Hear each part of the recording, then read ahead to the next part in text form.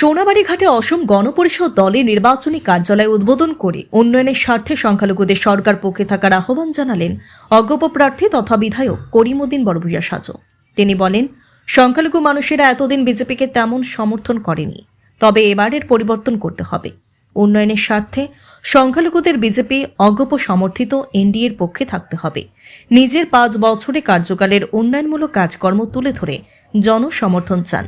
সোনাইর প্রাক্তন বিধায়ক তথা বর্তমান কংগ্রেস প্রার্থী আমিনুল হক লস্করের বিগত দিনের কাজকর্মের কড়া সমালোচনা করেন। তিনি বলেন, আমিনুল হক এবার বিপুল ভোটে হারবেন এবং উন্নয়নের পক্ষে তিনি বিপুল সমর্থন পেয়ে বিশাল ভোটের ব্যবধানে জয়ী হবেন। সবাই স্থানীয় বিশিষ্টজনেরা করিমউদ্দিন বড়ভূইয়াকে জয়ী করার আহ্বান জানিয়ে বক্তব্য উপস্থাপন করেন। দোকানে খান মাতিয়ার লোককে মাতিয়ার 5 বছর আপনারা ভোট দিয়ে আমারে বানাইছিলেন। 5 বছরের ভিতরে একদিন 365 দিনের বছরে একদিন ইলা গেছে না ফেসবুক খুলিয়া আমারে গালি শুন না, ইলা দিন গেছে না।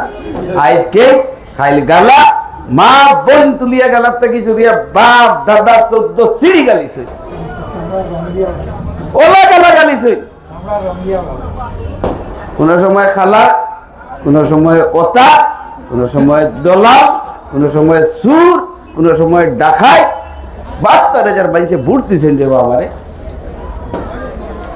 মাইসার মর্যাদা তো রাখতে আসলে যে মন রগত দিয়া গালিয়া তাফাই। আমি একদিন আজিজ নাজি জইয়া আমি এক মৌলানার গেছি, আমি নাম হইয়ার না, গিয়া কইলাম হইন চাই কিতাব হতা প্রত্যেকটা দিন হরদেন্দর গেছে চরম পাই বলে বাবা তোমারে খালি গালইন খেনে মাই। আমি বললাম বাবারে গালইন তো একজনে গালইন, আর তো মানে গালিতরা না। একদিন হয় আমার ফুয়া ফুড়িয়ে কই বাবা ভোট দিয়ে বানাইলা 2 দিন হইল না, খালি মোবাইলও গালইন খেনে। আমি বললাম বাবারে ওই চাইও এক মানে খালি গালিতরা মানে গালিতরা না রে বাবা, ওই এক বন্ধায় গালের খালি অতখান বেজ্জতি জেলিছি 5টা বছর। একদিন রিপ্লাই দিছি না, খেলে দিছি না জানেননি। আমি ও কথা খোয়ার বাদে আমার খালি মে কইলা তুমি নবীর উম্মত নি বলে জি হয়, দেখ রিপ্লাইও দিও না। রাসূলুল্লাহ সাল্লাল্লাহু আলাইহি ওয়াসাল্লাম যে সময় যেটা তানে এই সময় কাছড়া দিয়া ওলা মারা হইতো ইত্যাদি, তাই কোনোদিন রিপ্লাই দিত না, কোনোদিন রিপ্লাই দিত না। যে বেটিয়ে কাছড়া পালাইতে আর একদিন নৌ বেটির গরো বেমারি লইয়া যাওয়া লাগে, রাসূলুল্লাহ সাল্লাল্লাহু আলাইহি ওয়াসাল্লাম যাইতে গিয়ে সাহায্য করছে, বেটির লগে লগে যাও তোমার একদিন আইব সুন্নতের পাবন্দ হয়ে যাও, আল্লাহ তোমারে মায়া করবো। আমি দেখছি সবচেয়ে বেহতর ফটোটা। আমি সিয়াসত এমএলএশিপ রে একটা কথা কইয়া 5 বছর ইবাদতুল্লাহ গান করছি, এই যে একটা কথা কইয়া যে 5 বছর ইবাদতুল্লাহ গান করছি, 100% সুন্নতের মোতাবেক শরীয়ত মোতাবেক পলিটিক্স করছি, এক চুল বেফুজুল করছি না।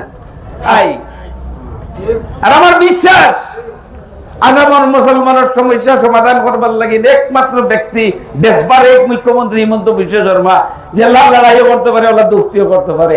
আমি চাই এই লড়াইয়ে দোস্তির বদলাইতাম, আপনারা সব রাজি আছেন নি? চিফ মিনিস্টার মিডিয়া সামনে, ন্যাশনাল মিডিয়া সামনে চিফ মিনিস্টারের নিশ্চয় আওয়াজ ইন্দ্রা আমরা দোস্তির হাত বাড়াইতে রাজি আছি, তুমিও এক হাত বাড়াও, আমরা এক কদম বাড়ো, আমরা আরো 2 কদম বাড়িব। ঠিক আছে নানি? আমরা যুবক ভবিষ্যৎ লাগবে, যুবক হলোর ছাত্রছাত্রীর বাবার প্রশিক্ষার ব্যবস্থা লাগবে, চাকরি নকরি যেন আপনার দিরা মেরিট বেসিসে এটা কন্টিনিউ থাকা লাগবে। আইজ আপনি অরুণোদয় আমারে ঠকিছুন, 19,000 দিছুন, বিজেপির সমর্থী 30,000 দিছুন, মহিলা উদ্যমিতা 10,500 দিছুন, আপনি আমারে ঠকিছুন। ঠিক আছে, আমিও বিয়ার ইলেকশনের আগে পার্লিয়ামেন্টের বাদে ফেটে ফেটে মন বানাইলাম হমুকা যাই মুখে সরকার যে পাই আবার যেতাম তো মুসলমান খাইলে আবার সরকার বদলিলে আবার যাইবো মাইকো হইয়ার কোনো অসুবিধা নেই। নীতিশ কুমার মুসলমান ফাইনাল, নীতিশ কুমার হয়ে যাও মুসলমান ফাইনালি, হাগরা মহিলারি হয়ে যাও, 20-22 সিট দিয়ে সরকার বানানি সম্ভব নাই। স্ট্রেইট মুসলমানে সুবিধাবাদী হওয়া লাগবে, গণতন্ত্র ডেমোক্রেসি মাইনরিটি অলওয়েজ লুজার হইবে।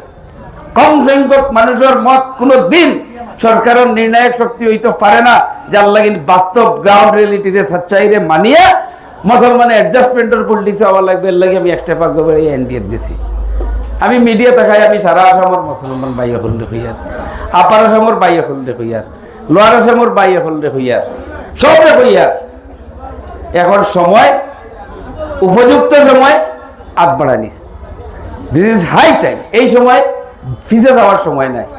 আমরা সমস্যা আছে, আমরার ভবিষ্যৎ আছে, আমরার বাচ্চাইন্তর ভবিষ্যৎ আছে, আমরার ফিটিতে একটা তকমা আছে। বাংলাদেশি 2 লাখ কি 1 লাখ কি 10,000 কি 50,000 না 30 লাখ আমরা জানি না, কিন্তু একটা তকমা আছে, এগুলো আমরা মিটাইতে লাগ। আমরা টেকিছি কেন জানেননি?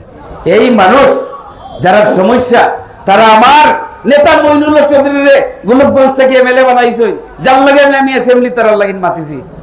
তারা আমার নেতা, আমরা গর্ব মইনুল হক চৌধুরী সাহেব এমপি বানাইছেন দুবড়ির থেকে, যার লাগিন আমরা ঋণী তারার গেছে, এর লাগে আমি রোজ লড়াই করি তারার লাগিন, আগামীতেও করবো, আইজও করবো, খাইলেও করবো, ফুসকো করবো। আমরা ঋণী শুনাইর মানুষ, দুবড়ির মানুষের গেছে, গোলকগঞ্জের মানুষের গেছে। আবার লড়াই, আবার মাতিম, দল তাকিয়ে মাতিম, দলের বৃত্তে তাকিয়ে প্ল্যাটফর্মের বৃত্তে তাকিয়ে মাতিম। বেশম খালিও তখন আগে আমি ওয়ালের বারে তাকিয়ে লড়াই করছি, আর এখন ওয়ালের বৃত্তে তাকিয়ে লড়াই করবো। আর লগে ওর 19 লগে আরো 15,000 ফাইমু, আর মহিলা উদ্যমিতা 10,500 লগে আরো 10,500 ফাইমু, যুবক 2,000 যুবকের 2 লাখ টাকা করিয়া দিব। অত তো করতাম না। ধরুন ইরিগেশন স্কিম জগ হয়েছে, কৃষক ভাই হলে গেলে বড় মজার সে করো, বই চা খান্দেশ খাওয়াই, আর কই নিবার লাইন বালা মাল বিকিছে পুরা, ডিজেলের পয়সা লাগছে না, ডিজিসের স্যালাইন লাগছে না, পানি পাইছি, ডিয়ারগ্রাম গেলে সব করে থাকি সবজি দেন, তারা ইনতাকি দেন।